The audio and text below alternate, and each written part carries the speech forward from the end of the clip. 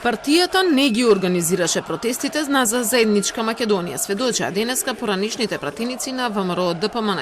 Прв во корис на екс-председателот на Собранието Трајко Велјановски зборуваше Илија Димовски. Како неформален координатор имал впечаток дека и 27 ќе биде ден како и претходните во Собранието.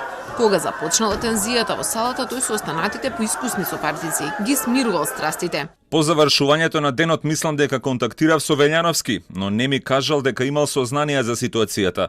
Не сме знаеле дека нешто се подготвувало и ние бевме шокирани и се чувствувавме како глинени гулаби.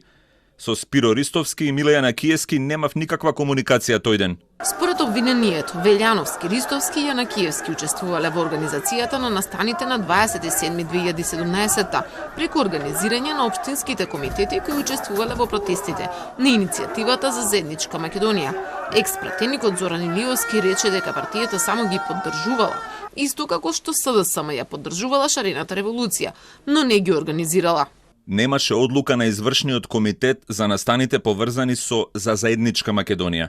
Само разговаравме и ги поддржувавме протестите, но не се вклучивме во организација. Тоа е нешто слично како во времето на шарената револуција, кога политичката партија ја поддржа.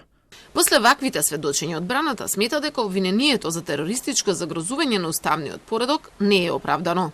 Во целост се потврдува неоснованост на обвинението.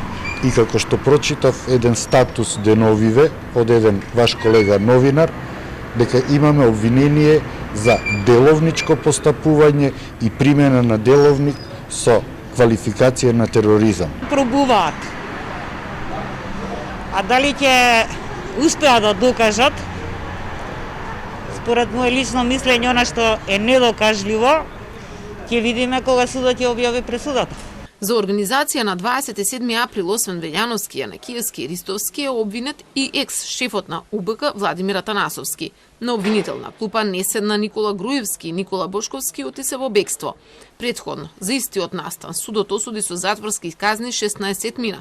Го ослободи Игор Дурловски, а Собранието со закон ги амнестираше обвинетите пратеници, кои подоцна гласаа за измена на името на државата и водачите на протестите.